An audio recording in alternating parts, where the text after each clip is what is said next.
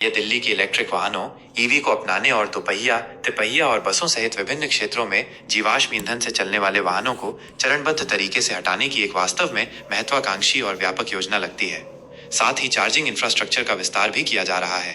कई क्षेत्रों पर ध्यान केंद्रित करना और कई पहलों के लिए एक स्पष्ट समय सीमा देखना बहुत अच्छा है।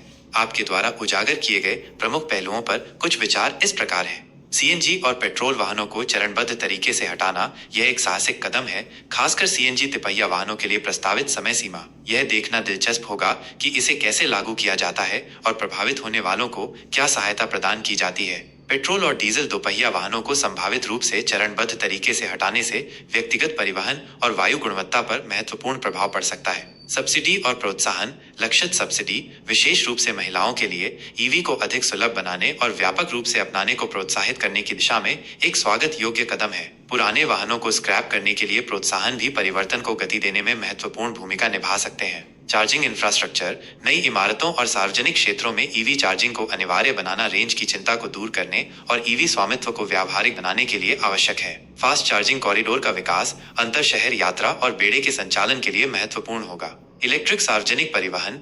डीटीसी और डीआईएमटीएस बसों को इलेक्ट्रिक वाहनों में बदलने का जनादेश सार्वजनिक परिवहन से होने वाले उत्सर्जन को कम करने पर महत्वपूर्ण प्रभाव डालेगा, जो दिल्ली में वायु प्रदूषण का एक प्रमुख कारण है। इलेक्ट्रिक कचरा संग्रह।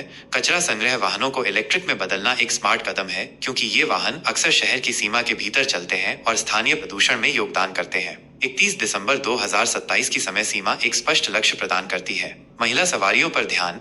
इलेक्ट्रिक दोपहिया वाहन खरीदने वाली महिलाओं के लिए विशिष्ट प्रोत्साहन ईवी परिवर्तन में लैंगिक समावेशिता को बढ़ावा देने और महिलाओं को टिकाऊ गतिशीलता विकल्प प्रदान करने की दिशा में एक सकारात्मक कदम है। 2024 तक 25% ईवी का लक्ष्य महत्वाकांक्षी होने के बावजूद ये लक्ष्य संभवतः प्रारंभिक दिल्ली ईवी नीति को संदर्भित करता है। यह देखना दिलचस्प होगा कि नए मसौदा नीति के तहत अद्यतन लक्ष्य क्या है। कुछ वाहनों के नए पंजीकरण पर संभावित प्रतिबंध। यह एक मजबूत नियामक उपाय है जो लक्षित वाहन श्रेणियों में ईवी को अपनाने में काफी तेजी ला सकता है। सफल कार्यान्वयन के लिए सावधानी पूर्वक योजना और हितधारकों के साथ परामर्श महत्वपूर्ण होगा। इलेक्ट्रिक कचरा संग्रह वाहनों के लिए जनादेश पुनरावृत्ति।